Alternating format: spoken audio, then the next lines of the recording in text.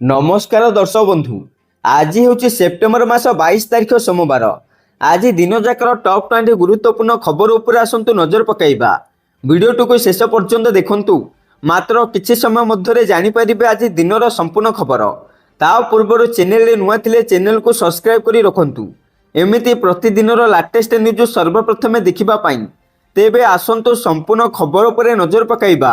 आजिर प्रथम खबर, प्रबल वर्षिब सावधान, कारण आसंता 24 घंटा मध्य उत्तर बंगोपसागर एक लघुचाप क्षेत्र सृष्टि होबार संभावना रही।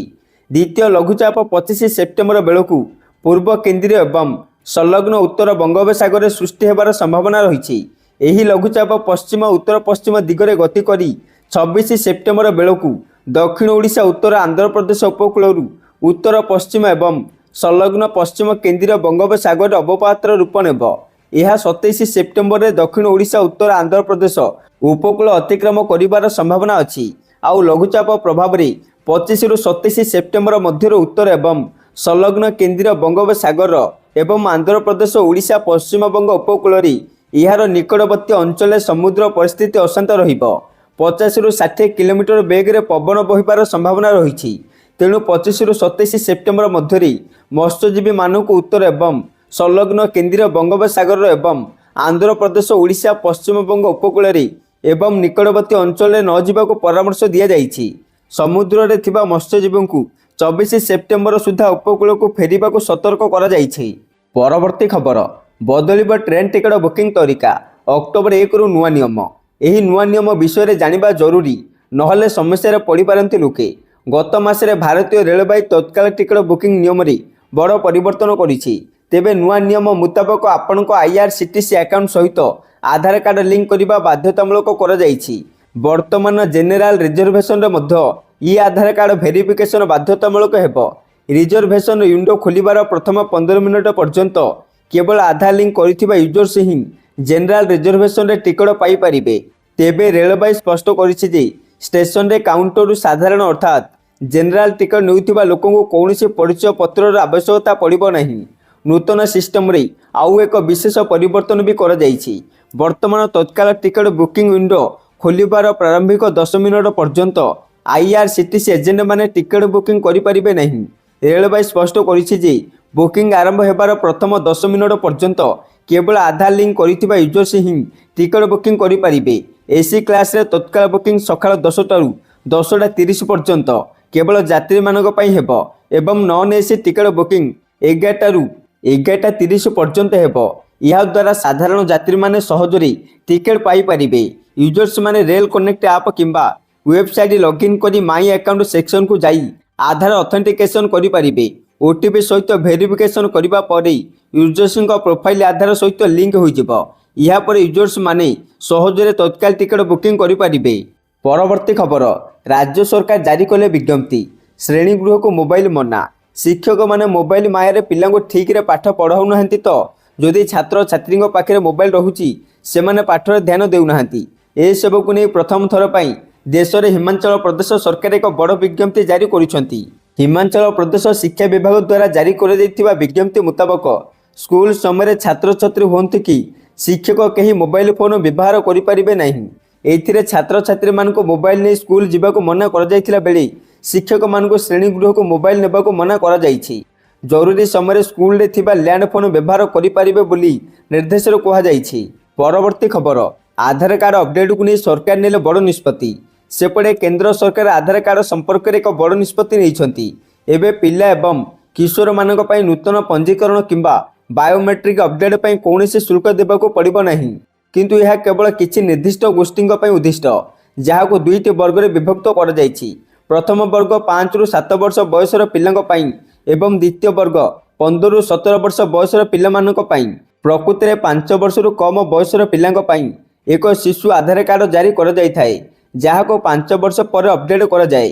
तेबे ही अपडेट किंबा नुआ आवेदन पई एक शुल्क देबाको पड़ुथिला, जहाको वर्तमान संपूर्ण छाड़ करिसेंती सरकार। परवर्ती खबर, विमान यात्री पई खुशी खबर, कारण फ्लाइट टिकट बुकिंग बैनर उपरे फ्लिपकार्ट सेल रे एक टैग लागिछि।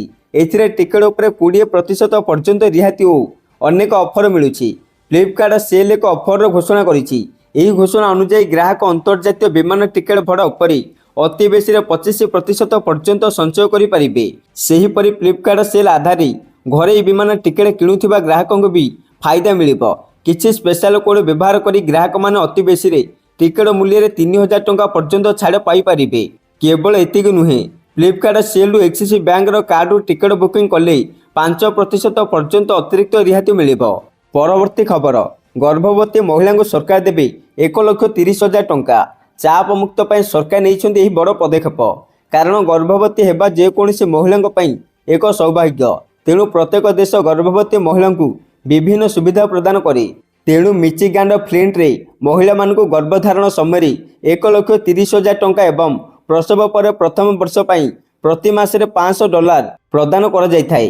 ମିଚିଗାନ ଷ୍ଟେଟ୍ ୟୁନିଭର୍ସିଟିର ଗବେଷକମାନେ 2024 ମସିହାରେ ମିଚିଗାନର ଫ୍ଲିଣ୍ଟରେ RX କିଡ୍ ନାମକ ଏକ କାର୍ଯ୍ୟକ୍ରମ ଆରମ୍ଭ କରିଛନ୍ତି, ଯାହା ଗର୍ଭବତୀ ମହିଳାଙ୍କୁ ଏହି ପରିମାଣର ପ୍ରଦାନ କରୁଛି। ଏହି ପାଣ୍ଠି ମାତୃପ୍ରସବ ପରେ ମାନସିକ ଅବସାଦର ଘଟଣା ହ୍ରାସ କରୁଛି। ପରବର୍ତ୍ତୀ ଖବର, H-1B ଭିସାକୁ ନେଇ ଆସିଲା ବଡ଼ ଖବର। କାରଣ ସେପଟେ H-1B ଭିସାକୁ ନେଇ ସ୍ପଷ୍ଟ କଲା ଆମେରିକା। ପ୍ରତିବର୍ଷ ଭିସା ପାଇଁ ଫି ଦେବାକୁ ପଡ଼ିବ ନାହିଁ।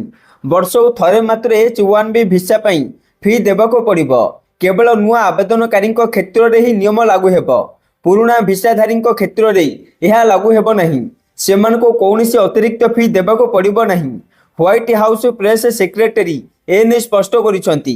ସେପଟେ ଶନିବାର ଦିନ ଆମେରିକା ରାଷ୍ଟ୍ରପତି ଡୋନାଲ୍ଡ ଟ୍ରମ୍ପ H-1B ଭିସା ପାଇଁ 88 ଲକ୍ଷ ଟଙ୍କା ଦେବାକୁ ପଡ଼ିବ ବୋଲି କହିଥିଲେ।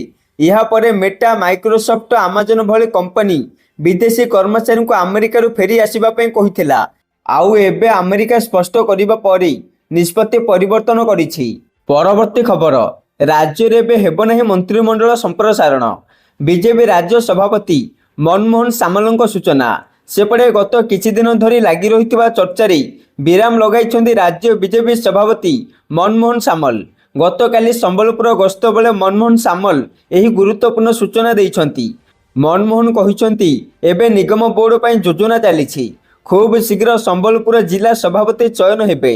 କିନ୍ତୁ ଏବେ ହେବନି ରାଜ୍ୟ ମନ୍ତ୍ରିମଣ୍ଡଳ ସମ୍ପ୍ରସାରଣ। ପରବର୍ତ୍ତୀ ଖବର, ନିଶାମୁକ୍ତ ଭାରତ ଅଭିଯାନରେ ଭୁବନେଶ୍ୱରରେ ଆୟୋଜିତ ହେଲା ବିଶାଳ ଗଣଦୌଡ଼। ସେପଟେ ପ୍ରଧାନମନ୍ତ୍ରୀ ଶ୍ରୀ ନରେନ୍ଦ୍ର ମୋଦିଙ୍କ ଜନ୍ମଦିନ ଅବସରରେ ଦେଶବ୍ୟାପୀ ଜାରି ରହିଥିବା ସେବା ପର୍ବ ଅନ୍ତର୍ଗତ ନିଶାମୁକ୍ତ ଭାରତ ଅଭିଯାନରେ ଗତକାଲି ସ୍ଥାନୀୟ କଳିଙ୍ଗ ଷ୍ଟାଡିୟମ ଠାରୁ ଏକ ବିଶାଳ ଗଣଦୌଡ଼ ଆୟୋଜିତ ହୋଇଯାଇଛି। ଏହି ଅବସରରେ ମୁଖ୍ୟମନ୍ତ୍ରୀ ଶ୍ରୀ ମୋହନ ଚରଣ ମାଝୀ କାର୍ଯ୍ୟକ୍ରମକୁ ଉଦ୍ଘାଟନ କରିବା ସହିତ ଏହି ଗଣଦୌଡ଼ରେ ସାମିଲ ହୋଇଥିଲେ। କଳିଙ୍ଗ ଷ୍ଟାଡିୟମ ଠାରୁ ଜନତା ମଇଦାନ ପର୍ଯ୍ୟନ୍ତ ଆୟୋଜିତ ମାରାଥନରେ ମୁଖ୍ୟମନ୍ତ୍ରୀ ନିଜେ ସମସ୍ତ ଛାତ୍ରଛାତ୍ରୀ, ଖେଳାଳି, ଯୁବବର୍ଗ ଓ ଅନେକ ନେତୃବୃନ୍ଦଙ୍କ ସହ ସାମିଲ ହୋଇ ନିଶାମୁକ୍ତ ଭାରତର ସଚେତନତା ବାର୍ତ୍ତା ଦେଇଥିଲେ ଆଉ ଦୌଡ଼ିଥିଲେ। ଏହାପରେ କାର୍ଯ୍ୟକ୍ରମକୁ ଉଦ୍ଘାଟନ କରି ମୁଖ୍ୟମନ୍ତ୍ରୀ ଓଡ଼ିଶାବାସୀଙ୍କୁ ଆହ୍ୱାନ ଦେଇ କହିଥିଲେ ଯେ ଭାରତ ବର୍ଷକୁ ନିଶାମୁକ୍ତ କରିବା ପାଇଁ ମୋଦିଜୀଙ୍କ ଏହି ନୂଆ ସଂକଳ୍ପ ଯୁବବର୍ଗଙ୍କୁ ରାଷ୍ଟ୍ର ଗଠନ ଦିଗରେ ପ୍ରେରିତ କରିବ। ଯୁବବର୍ଗ ଉପରେ ତାଙ୍କର ସମ୍ପୂର୍ଣ୍ଣ ଭରସା ଅଛି। ଯୁବବର୍ଗଙ୍କ ଜ୍ଞାନ, ଦକ୍ଷତା, କର୍ମକୁଶଳତା ଓ ଦାୟିତ୍ୱ ବୃଦ୍ଧି ଜରିଆରେ ସେ ବିକଶିତ ଭାରତ ନିର୍ମାଣର ଲକ୍ଷ୍ୟ ରଖିଛନ୍ତି। ପରବର୍ତ୍ତୀ ଖବର, ପ୍ରବଳ ବର୍ଷିବ ସାବଧାନ। କାରଣ ଆସନ୍ତା 25 ତାରିଖ ବେଳକୁ ପୂର୍ବ କେନ୍ଦ୍ର ଓ ଉତ୍ତର ପଶ୍ଚିମ ବଙ୍ଗୋପସାଗରରେ ଏକ ଲଘୁଚାପ ସୃଷ୍ଟି ହେବାର ସମ୍ଭାବନା ରହିଛି। ବର୍ତ୍ତମାନ ବଙ୍ଗୋପସାଗରରେ ଏକ ଘୂର୍ଣ୍ଣିବଳୟ ସକ୍ରିୟ ରହିଥିବାରୁ ଆସନ୍ତା 26 ତାରିଖ ପର୍ଯ୍ୟନ୍ତ ରାଜ୍ୟରେ ବର୍ଷାର ସମ୍ଭାବନା ଥିବା ପାଣିପାଗ ବିଭାଗ ସୂଚନା ଦେଇଛି। ଆଗାମୀ 24 ଘଣ୍ଟା ମଧ୍ୟରେ ରାଜ୍ୟର ପ୍ରାୟ ସବୁ ଜିଲ୍ଲାରେ ଘଡ଼ଘଡ଼ି ସହିତ ବର୍ଷା ହେବା ନେଇ ପାଣିପାଗ କେନ୍ଦ୍ର ୟେଲୋ ୱାର୍ଣ୍ଣିଂ ଦେଇଛି। ପରବର୍ତ୍ତୀ ଖବର, ସୁଟିଂ ସେଟ୍ରେ ଆହତ ହେଲେ Salman. Superstar Salman Khan battle of Galwan ଫିଲ୍ମର ସୁଟିଂରେ ବ୍ୟସ୍ତ। ସେ ଫିଲ୍ମ ପାଇଁ ଲଦାଖରେ ସୁଟିଂ କରୁଥିଲେ। ଏହି ସମୟରେ ଭାଇଜାନ ଆହତ ହୋଇଥିଲେ। ତଥାପି ସେ ତାଙ୍କ ସେଡ୍ୟୁଲ ଶେଷ କରି ମୁମ୍ବାଇ ଫେରି ଆସିଛନ୍ତି। ସେପଟେ ପିଙ୍କ ଭିଲା ପ୍ରଡକ୍ସନ ହାଉସର ଏକ ନିକଟତମ ସୂତ୍ରରୁ ଜଣାପଡ଼ିଛି ଯେ ଲଦାଖ ସେଡ୍ୟୁଲ ଟୋଟାଲ ଟିମ୍ର ଧୈର୍ଯ୍ୟ ପରୀକ୍ଷା କରିଥିଲା। କାରଣ ସଲମାନ ଏବଂ ଟିମ୍ ଲଦାଖରେ -10 ଡିଗ୍ରୀ ତାପମାତ୍ରାରେ ସୁଟିଂ କରିଥିଲେ। ଶାରୀରିକ ଆଘାତ ଏବଂ କମ୍ ଅକ୍ସିଜେନ ସ୍ତର ସତ୍ତ୍ୱେ ସଲମାନ ଏହି ପରିସ୍ଥିତିର ସମ୍ମୁଖୀନ ହୋଇଥିଲେ। ଲଦାଖରୁ ଫେରିବା ପରେ ସଲମାନ ଏବେ ଫିଲ୍ମର ମୁମ୍ବାଇ ସେଡ୍ୟୁଲ ପାଇଁ ପ୍ରସ୍ତୁତ କରୁଛନ୍ତି। ମୁମ୍ବାଇ ସେଡ୍ୟୁଲ ଆସନ୍ତା ସପ୍ତାହରୁ ଆରମ୍ଭ ହେବ। ଏଥିରେ ହାଇ ଆକ୍ସନ ଏବଂ ଇମୋସନାଲ ସିନ୍ ରହିଛି। ସଲମାନ ଲଦାଖରେ 15 ଦିନ ପାଇଁ ସୁଟିଂ କରିଥିଲେ। ପରବର୍ତ୍ତୀ ଖବର, ପୁଣି ଅସ୍ତ୍ରବିରତି ଉଲ୍ଲଂଘନ କଲା ପାକିସ୍ତାନ। सेपटे शनिवार राति पाकिस्तान सेना उत्तर काश्मीर नौगाम सेक्टर में पाकिस्तान पुणी अस्त्र विरति उल्लंघन करिछि। साउदी अरब सहित प्रतिरक्षा चुक्ति स्वाक्षरित हेबार गोटे दिन पर यह घटना घटी। एपटे भारतीय सेना मध्य कड़ा जवाब देइथिले। शत्रु पक्षर एक पर्यवेक्षण पोस्ट को प्रबल क्षति पहुंचाई। प्राय 40 मिनट पर्यंत गुली वर्षा चलीथिला। परे पाकिस्तानी सैन्य माने गुली वर्षा बंद करिबा परे भारतीय सैन्य माने मध्य सेमानकर प्रति आक्रमण बंद करदेले। प्राय 3 घंटा पर राति प्राय 9:30 समय पाकिस्तान सैन्य माने पुणी थरे भारतीय पदाधिकारी उपरे गुली वर्षा करथिले, जार कड़ा जवाब भारतीय सैनिक माने देइथिले। परवर्ती खबर ब्रह्मपुरवासी को झटका, कारण प्रधानमंत्री नरेंद्र मोदी ब्रह्मपुर गस्त बातिल हो जाइछि। आसंता 27 तारिख में गंजाम गस्तर आसी था प्रधानमंत्री। तेबे वर्षार संभावना को नहीं गस्त कार्यसूची में परिवर्तन होइछि। ब्रह्मपुर बदल में झारसुगुड़ा प्रधानमंत्री कार्यक्रम हो पारे बोली आलोचना होइछि। जदिओ यह स्पष्ट होई नहीं ब्रह्मपुर रंगईलुंडारे हेबाउथिबा सेवा पर्व कार्यक्रम बातिल होइथिबा सूचनारू जଣା पड़िछि। परवर्ती खबर राज्य में नहीं स्थायी अंगनवाड़ी केन्द्र 21,030 चली भड़े। तेबे राज्यर मोट 74,224 अंगनवाड़ी केन्द्र कार्यरत।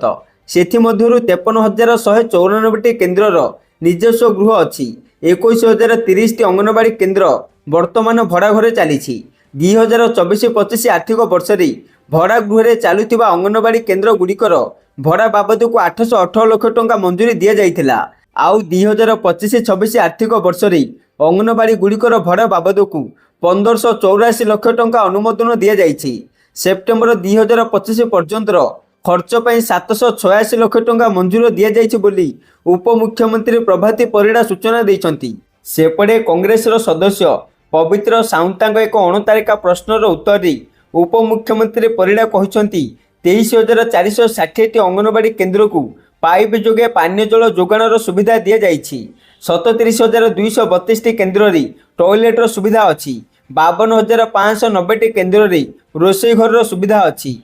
12,140 अंगनवाड़ी केन्द्र को सक्षम केन्द्र भाव उन्नीत करने को निष्पत्ति निया जाइछि। एथिपाई केन्द्र सरकार 7,284 लाख टंका मंजूर करिसेंती। परवर्ती खबर राज्य में निर्माण हेब नूतन लोकसभा भवन। एथिपाई राज्य सरकार पक्षर नूतन लोकसभा भवन किपरि हेब तार मास्टर प्लान प्रस्तुत करिवार दायित्व ओडिशा सेतु और निर्माण निगम को दि जाइछि। ओडिशा सेतु और निर्माण निगम पक्षरु यार परिवर्धित योजनार मास्टर प्लान तैयारी मध्य कर जाइछि बोली पूर्त मंत्री पृथ्वीराज हरिचंदन उत्तर रखिछंती। बीजेडी सदस्य सुभाषिनी जेना पक्षरु विधानसभा पचार जाइथिबा एक 39 प्रश्नर उत्तर मंत्री हरिचंदन कहिसंती प्रस्तुत होइथिबा नूतन लोकसभा भवन मास्टर प्लान अनुमोदन हेबा परे परवर्ती पदक्षेप अनुଯାयी विस्तृत व्यय अटकल कराजिबो। एहा परे ताहा सरकार अनुमोदन पई पठाजिबो। वर्तमान सचिवालय बा लोकसभा भवन कोठा 68 वर्ष पुरातन। यही पुरातन कोठा परिसर में गुरुतर पार्किंग समस्या परिलक्षित होउछि बोली मंत्री सूचना दैछंती। परवर्ती खबर कार्तिक मासर भोर 4 खोलिब श्रीमंदिर द्वार। श्रीमंदिर में श्रीजीऊ कार्तिक मासर नीति निर्घंट 36 निजोग बैठक में स्थिर होइछि।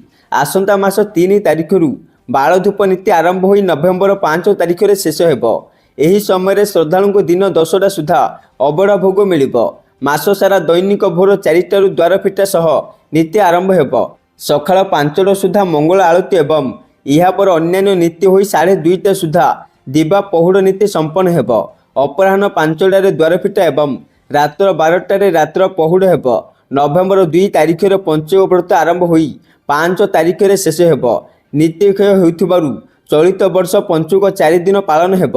परवर्ती खबर मोदी बयान 100 दुखर गोटी औषध होउछि आत्मनिर्भर भारत।